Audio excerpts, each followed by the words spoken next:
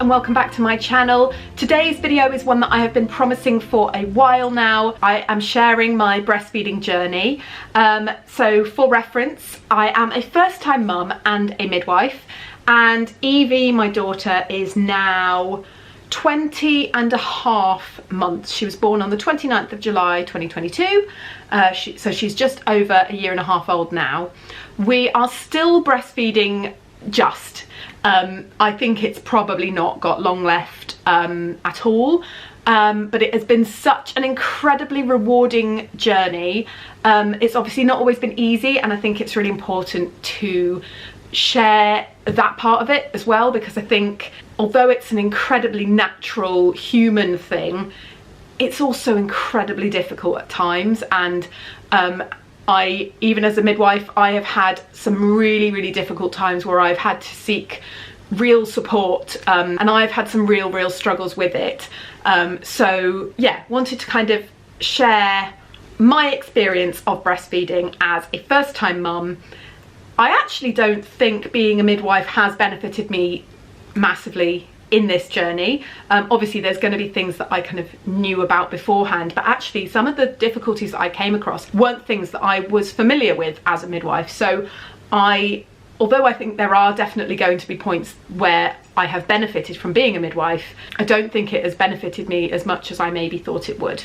I guess start at the beginning. I started hand expressing at 37 weeks, which it is safe to do. I had actually noticed that I was kind of leaking, not massive amounts, but just like the odd drip, a little bit earlier in pregnancy, probably from about maybe 30 weeks. I'd noticed that, you know, if I gave a bit of a squeeze, I could probably get a drop off. Obviously not encouraged at that gestation, but I knew that there was something there.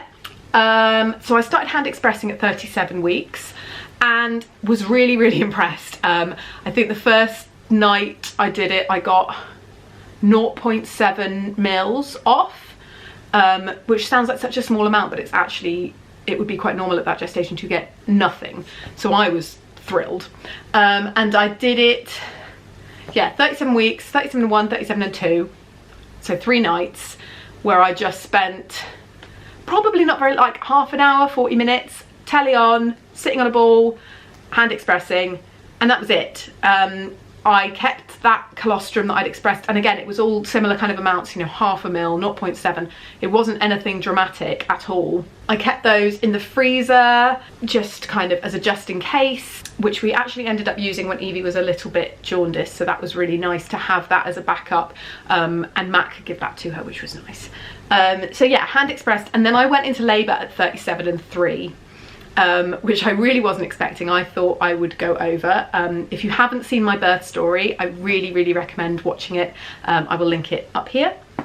But yeah, so Evie was born at 25 past 10, and by 11:30 she was on the breast.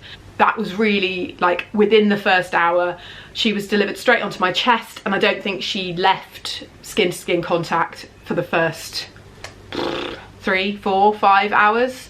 Probably not 5 hours, but you know, the first few hours she was definitely skin to skin, and I think that really helped. But yeah, first feed was a long feed. She latched for a really long time, and I don't think she was feeding the whole time, but she was latched for the best part of an hour, I think, as far as I can remember. So that was really good to have a kind of good first feed. And then I just kind of was led by her. I made sure that I was feeding her at least every kind of 3 to 4 hours, but a lot of it was a lot more frequent than that. I do have some notes here, so if I keep looking off, it's because I've got my little notepad down here. So yeah, it was very much led by her, responsive feeding, because she was a term healthy baby. I didn't have to be really paranoid about timings, but I did make sure that she fed really frequently. Not that I ever had to set alarms or anything. She was always awake before any alarm or anything. So she was feeding, yeah, really regularly. She also did a lot of cluster feeding in the first couple of weeks, where she was on for kind of, I remember sitting down in the evenings and she was on just all evening, and it was exhausting. It was probably 5-6 days in, yeah, probably close to 5 days, I was in a lot of pain. I was getting a lot of nipple pain, and so I ordered some nipple shields from Amazon, and then I ended up not actually using them, but I'd ordered them. I was in a lot of pain, and I remember being in a lot of pain, and actually in hindsight I think her latch was a little bit shallow, so I did a bit of work on that, just different techniques and things. YouTube was actually very helpful. I found a technique called the flipple, and that really worked for us. So that just meant that the latch was a bit deeper, and I also got some help from my community midwife, who was amazing. And then, so in the first week I tracked everything, and this is a totally personal choice. I am a person who likes facts, figures, information. I want it all. So initially we used an app called Onoco, O-N-O-C-O, to track feeds and things. And then I very quickly moved to Huckleberry, and I really recommend Huckleberry, not necessarily for the sleep side of things where it tells you when to put your kid down for a nap and things like that, but just for ease of tracking everything. If you want to do that, if it's something that you feel would help you relax, then I really recommend Huckleberry. It's also very, very helpful for those first couple of weeks when the community midwife says, how many times has your baby pooed in the last 24 hours? And you don't know your own name because you haven't slept for a while. So it's really, really useful for that. So I really recommend Huckleberry from a mum perspective, really recommend. So according to Huckleberry, in the first week I was averaging 17 feeds a day, and they were averaging 14 to 15 minutes each. So feed being on one boob and swapping if I swapped. So that's a lot of feeding. She really was on and off, 15 minutes as an average feed, 17 feeds a day for the first week. I basically was a breastfeeding machine. It sounds exhausting actually when I look at it now. I'm kind of thinking, geez, how did I manage that? But you manage it. So then a month old, she was having slightly shorter feeds, but still pretty much as frequent. So they were apparently averaging about 12 minutes each, and yeah, she was doing about the same number of feeds but shorter. I think I probably would have preferred them to be longer, but she always fed incredibly frequently, and I think that's probably actually longer term going to have been down to the reflux that she was suffering with. I don't think she was showing symptoms of reflux that early actually, but later on she was feeding you know, there were other kids her age, other babies her age were feeding kind of 4 hourly and taking, you know, a good long feed, and she was feeding every hour and 45 minutes until she was like probably 7-8 months old. She fed really, really, really frequently, specifically during the day by that point, but really, really frequently. And I think that was a reflux thing. So 2nd of September I've got, so she was about just over a month old. We started giving a daily bottle, express breast milk, and so I was expressing overnight, so I'd have Evie on one boob and I would use a hand pump on the other, and I actually found that really helpful, using the hand pump, because you could wait until you got your let down and then really like slow down the handle. I found it really helpful. So I was hand expressing overnight, and I was managing to get enough off over a couple of feeds overnight for Matt to be able to give her a bottle, which was really nice. I had a bit of an issue with pumps because I bought, and I'm going to be really controversial here, I bought the LV, which is very expensive but meant to be kind of the best thing that there is out there. I bought the double, so there was literally one for each boob. £500 I spent on that because I wanted what was best for her and for me, and I really didn't get on with it. And I think that's really controversial because lots of people absolutely swear by it. I haven't tried the other one, which is the LV Stride? I haven't tried that one, so I can't speak from experience on that one.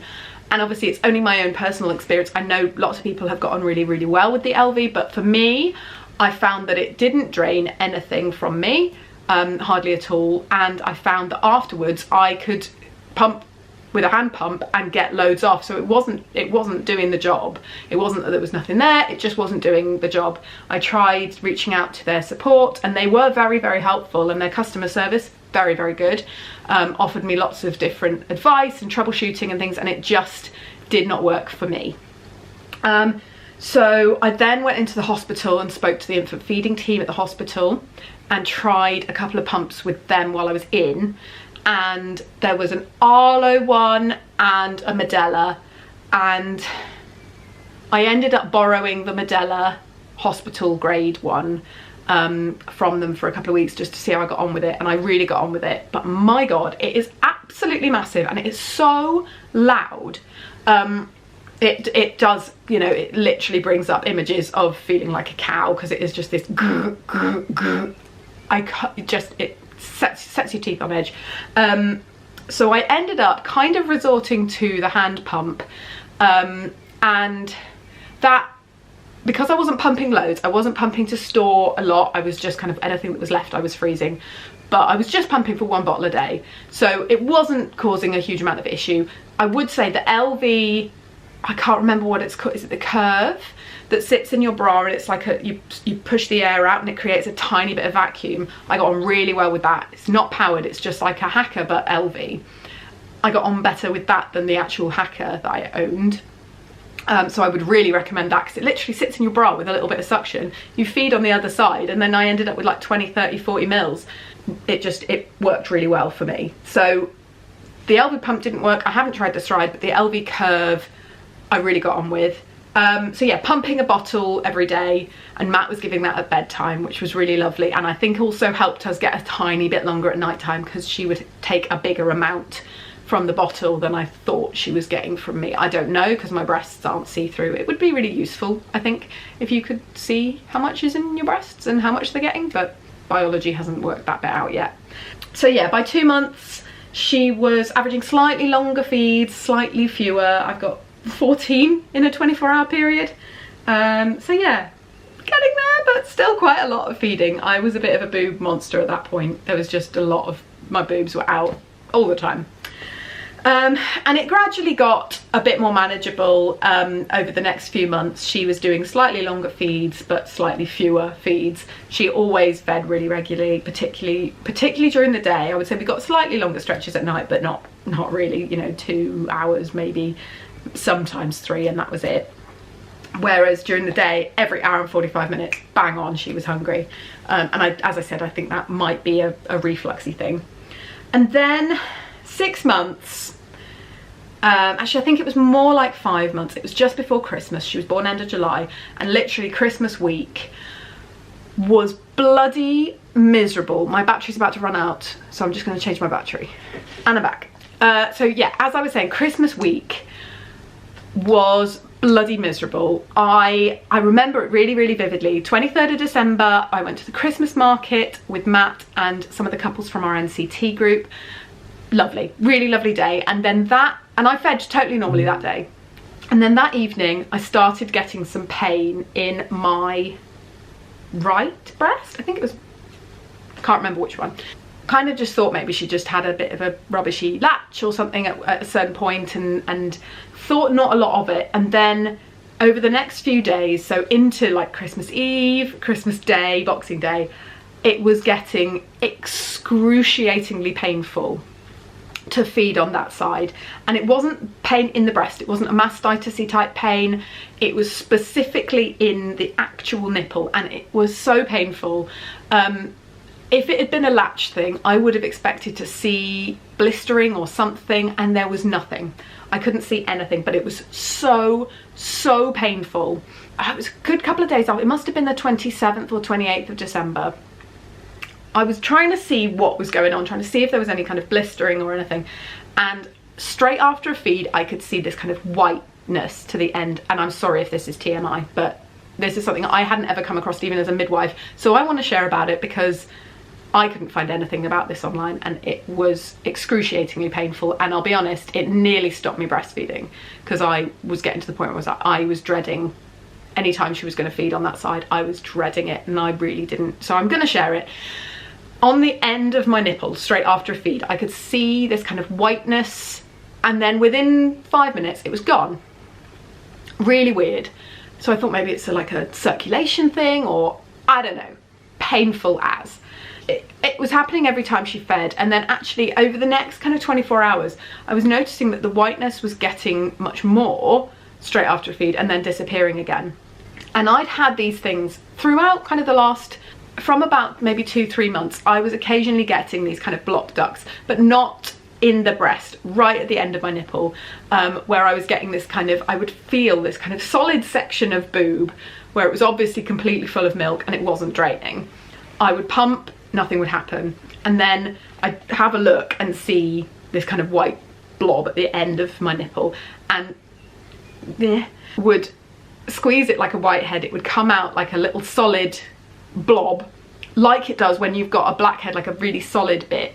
It would pop out and then it would be followed by a load of milk. So I got very used to these. I got them probably once a week, once a fortnight, where I would just get this kind of solid section. It hurt. I knew that there was going to be something there, and as soon as I worked out where it was, popped it out, I'd get like maybe 100 mils, and I'd literally just put a pot underneath it and it would drain. Again, I'd never really come across that. Apparently it's called a bleb, but it's to do with the solids in your milk. So I knew that I had quite a lot of like I don't even know the makeup of it or how to explain it, but I've got quite solid milk. I don't know. So I kind of came to the conclusion that maybe it was like this, maybe this particularly painful white bit was a big lump of that. And it made sense because every time she was feeding, she was pulling it forwards in my nipple. Ow. And then afterwards, it was dropping back again. And it made perfect sense, but it was incredibly painful. And it got to a couple of days after Christmas, and I had read up online. There's not a lot out there about these kind of things. I think it's a milk blister, but it didn't fit the descriptions properly. I still don't really know what it was. But one of the things on I think it was an American website, was saying that you could go to your OB and they would potentially try and remove this milk blister with a sterile needle. I was desperate, and it was going to stop me breastfeeding because it was so painful. So I sterilized a needle and I did it myself. And I think that kind of tells you at what point of desperation I had got to, because it takes a lot of discomfort and a lot of desperation to get to the point where you are in your bathroom with a needle stabbing it repeatedly into your nipple. It was very, very painful, but I actually managed to extract it. It was like a ball, probably the size of, I don't know, like a big grain of couscous, but it was quite big. Bearing in mind how big the kind of holes in your nipples are for milk to come out. Very, very big. So I was actually, with the needle, having to break this thing apart in my nipple, break it into bits, and then take the bits out with the end of the needle. No, it was horrendous. But I will include a picture now of what came out on my finger, not on my nipple. Don't worry, I'm not going to show you that. It was solid, like kind of chalky, but like sand, like really, really solid white stuff. And that's what came out. There was quite a lot more of it than in the photo, but because obviously I was taking it out kind of having broken it apart. It was excruciating, but after it was out, within maybe 1 or 2 feeds, totally back to normal.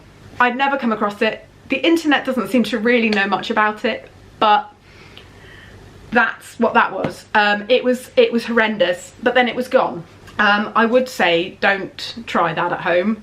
I am a midwife. I do know about sterility. I know nothing about whatever that was, but I do know about being able to keep something sterile. So get your doctor to do it if you really need it done. But I do understand the desperation that if you are feeling that you will be feeling. So yeah, had that, and then carried on feeding as normal, and it was lovely. And then it must have been about 8 months, Evie developed a bit of a bottle aversion, and it was really difficult. She just downright refused to take the bottle from Matt, take the bottle from anyone, and it was really sad.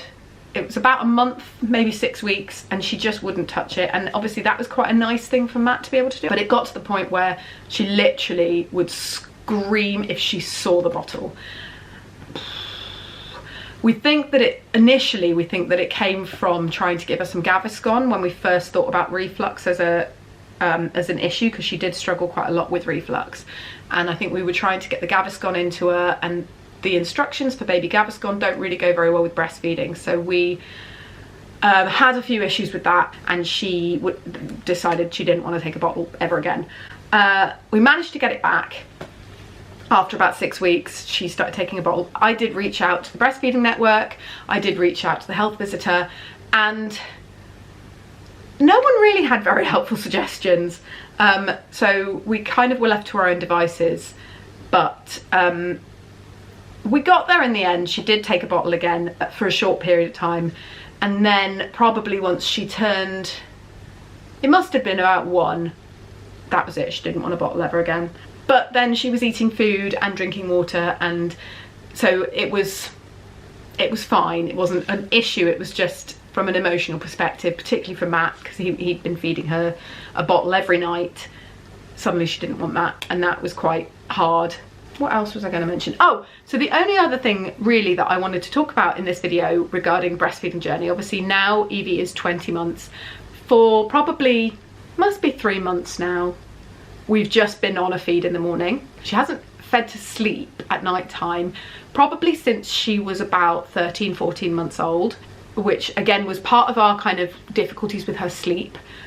Tried to kind of separate boob and bedtime. So we started doing boob before we went upstairs for her kind of bath and bedtime routine to kind of try and help her sleep a bit better. So she hasn't fed to sleep in a long, long time.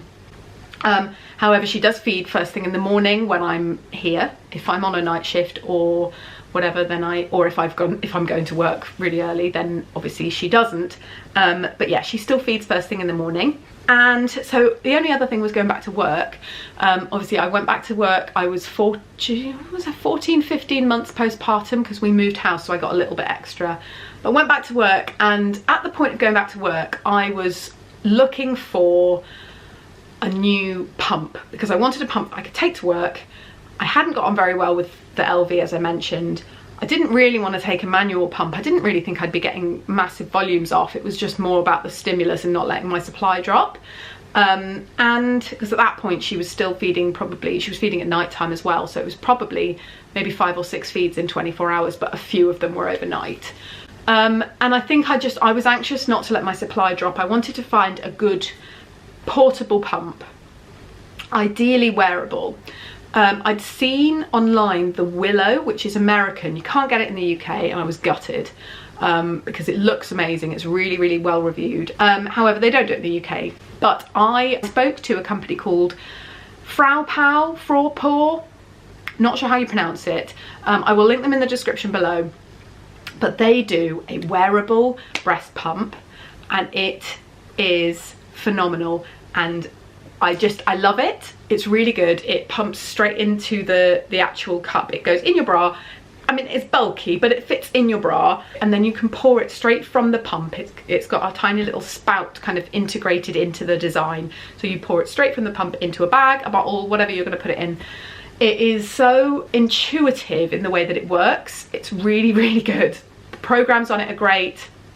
It holds its charge really well. I really, really like it, and I'm really glad that I've got it now. It was gifted to me, so I will disclose that. It was gifted to me.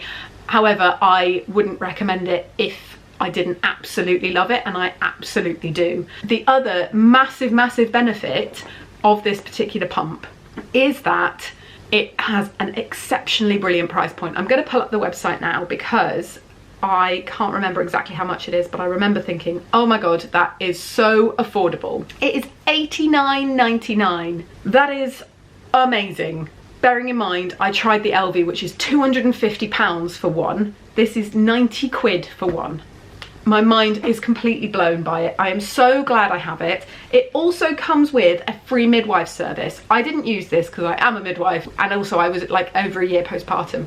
But the fact that if you buy a pump from them, you can then speak to a midwife and ask for advice and support about pumping, how to use the pump, breastfeeding. How good is that? That is so, so good. So yeah, love the pump. You can also get a cool bag and bottles and stuff that you can use with it. I got on really, really well with it. And I think having tried loads of different pumps quite early on, and then kind of settling with the hand pump, which actually I really did get on with. I kind of didn't think I was going to find a pump that I was going to get on with that well, and I love it. So I'm not using it at work anymore because I'm not needing to. We're only feeding once a day, so I don't need to pump at work.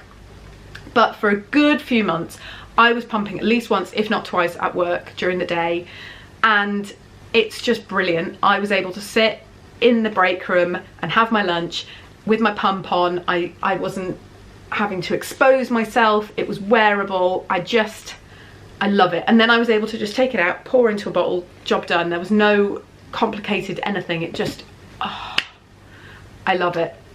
So I really, really recommend that. I will link it in the description box below. So I have that pump. I will use that in my next postpartum journey. Absolutely, 100%. But yeah, that's our kind of breastfeeding journey. We are still breastfeeding now. I kind of, from about 18 months, I've been saying I don't think we've got much longer left.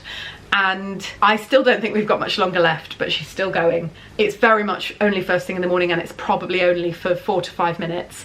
And it's only on the mornings that I'm here. She comes into our bed in the morning and we have a cuddle and a boob, and it gives us 10 more minutes to have a bit of a snooze. She has a feed. I think it's probably a comfort thing more than anything. Yeah, that's that. It has been such an incredibly positive, rewarding journey, and I absolutely am so pleased and proud to have done it, to have stuck with it. I think it's really important to recognise that everyone's journey is different when it comes to feeding, and actually it can be an incredibly triggering topic. So I really hope that this has been a kind of positive video and hasn't been too difficult for anyone who's had a difficult journey. I hope that I will have another breastfeeding journey in the future if we have another baby, and I'm sure that will come with its own challenges, just like this one has. But I really hope that you guys have enjoyed hearing about my breastfeeding experience to date. I will probably not do a whole video on stopping breastfeeding because I do just think it's going to be one of those things that it just happens.